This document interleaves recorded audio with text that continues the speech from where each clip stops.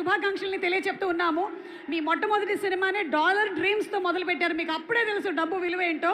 And ఇప్పుడు కుబేరా తీశారు ఈ 25 ఇయర్స్. సో అక్కడి నుంచి ఇక్కడ వరకు డబ్బు చుట్టే తిరుగుతోంది.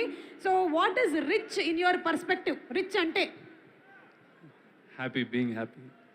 వావ్, అంటే రూపాయి ఉన్నా 100 కోట్లు ఉన్నా హ్యాపీనెస్ లేకపోతే రిచ్ కాదు. So what is rich is happiness అనమాట. ఓకే, మిమ్మల్ని తమిళ్ ప్రీ రిలీజ్ ఈవెంట్లో ధనుష్ గారు pure hearted white soul angel అన్నారు కదా.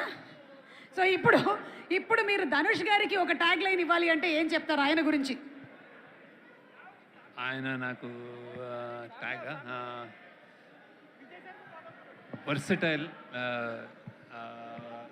మన క్రష్ ఆఫ్ ఇండియా లాగా ఈయన pride of India. Wow, the pride of India, versatile, pride of India. Dhanush గారు వెయిట్ చేస్తున్నారు మరి ఏమి ఇస్తారు టైటిల్ నాకు అని.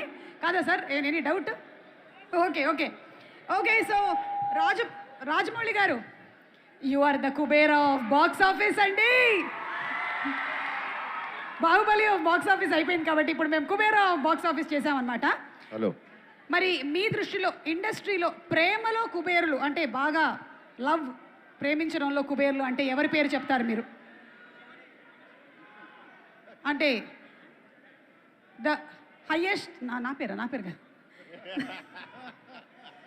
యా సుమా, ఐ థింక్ నేను మీకు ఆప్షన్స్ ఇస్తాను.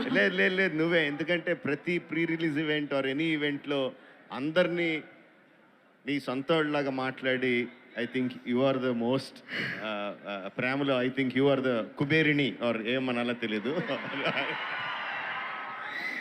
థ్యాంక్స్ అండి, బౌన్సర్ నాకే వచ్చింది. ఓకే సరే, ఈ కుబేరా టాపిక్ కాబట్టి మనీ రిలేటెడ్ మీ ఫస్ట్ శాలరీ చెప్పచ్చా? ఎంత వచ్చింది, ఎవరిచ్చారు?